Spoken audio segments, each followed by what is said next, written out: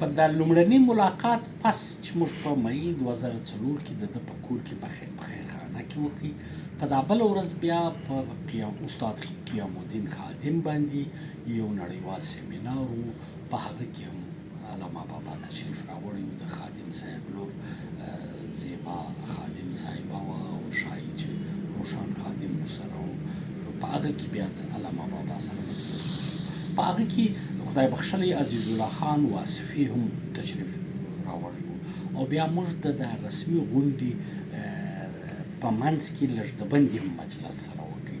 په دغه مجلس کې مو مکتوبات امام رباني تر بحث لاندې وه.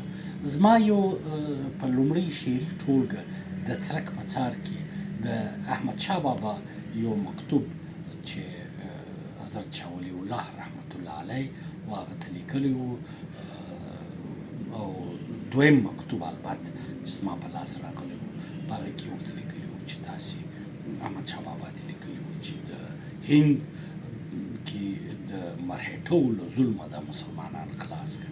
اوس تاسې فکر وکړئ کتونکو دغه د پانیپت فلم چې اوس راغلی د هندو سکریپټ لیکوال علمي بددیانتي وګوره چې احمدشاه بابا یې هلته د یو عجبه کردار په حیث ښکاره کړی دی.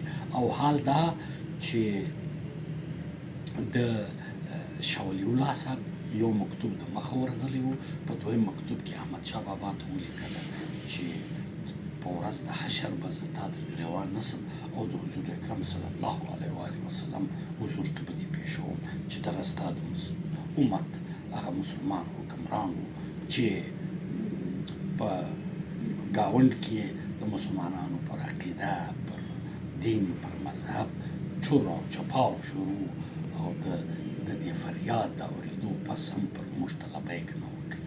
نو هغه خط چې راغلی نو بیا شاه ولی الله صاحب ورته لیکلي وو چې زه به د حضور مخ ته پېښوم صلی الله علیه وسلم چې دا ستا د شفاعت مستحق نه دی.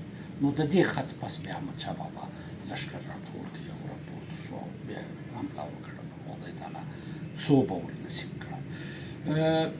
دغه مکتوب چې په دغه کې منظومه پښتو ژباړه یې ما وکړه او بیا چې ما دا کتاب رشاد صاحب ته رسېدلی و بیا ما ته وویل د ده یو کتاب و د پانیپت قهرمان د خلکو له نظره.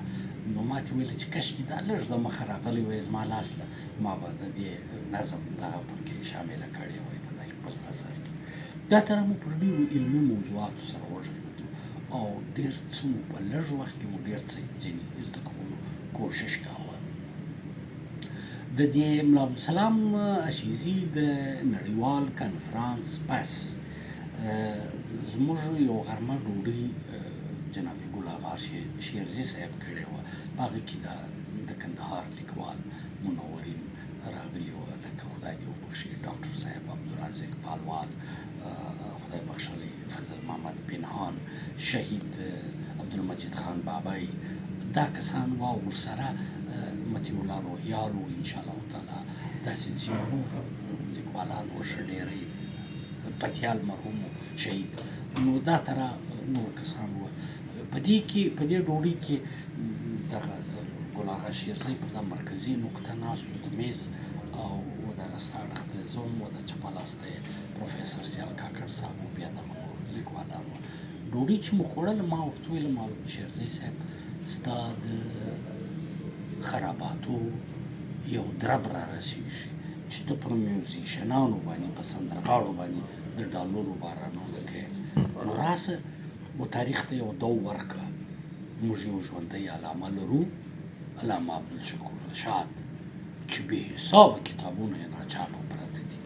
که څه هم د ډېر شاګردان د علومو په اکاډمۍ کې، په اطلاعاتو کلتور کې، په بهیقي کې، په دا ټولو ځایونو کې ناست دي، خو د علمي استغنا او مقام به درته دا اجازه نه ورکوي چې د یو شاګرد ووایي چې ته زما پلانې مسوده راچاپ کړه. نو ما دغه کار ته وکړه، په تاریخ کې به د تل دپاره نقش پاتې شي. ده خو هو راته وکړه او انشاءالله که خدای کړه ما له دا خبره د ژوندی علامه مې ورته وویل، ده راته وویل رشاد صاحب ښه یم، ما ورته وویل رشاد صاحب ښه یم. نو دا خبره وسوه. بیا وروسته مو درته وویله چې موږ سبا روانېږو د خیره د کوټې په لور. نو که موږ د رشاد صاحب سره د خدای په اماني ملاقات وکړو، نو بیا د موټر راته برابر کوي، بیا موږ ورسو. ما چې استاد په د اخرنی مازدیګر دی، بس دا نو زموږ د ژوند اخري ملاقات په دسمبر کې بیا دی په حق ورسېدی. دا د مۍ ورځې وې. نو بیا ما چې استاد ته وویل، ما استاد ما خو یو جرات کړی دی، دغه زما د دې محفل خبره که خولې ووایي تر تا را رسېږي، ښایي چې په بله بڼه وي، خو زه چون په خپله مې دا هر څه کړي دي، زه غواړم چې هغه متن تا ته ټکي په ټکي ووایم چې زما او د ګل اغا شیرزي دغه مکالمه سره سوې ده. نو د دې خبرې پس بیا علامه رشاد بابا داسې میده میده وخندله، داسې تبسم یې وکړ. ول ما و دغه ځوانانو ته ویلي دي چې داسې د خراباتیانو پام د علم و ادب خواته راواړوئ. یو خو به د علم و ادب خدمت وسي، بل به د دې دربدره قام د علمي زیرمې د سباوون دپاره یو تاهیه وتړل سي، او غټه خبره به دا سي چې د دې خلکو پیسه به پر یو پاک کار ولګېږي. نو دغه دوې درې خبرې سره وسوې.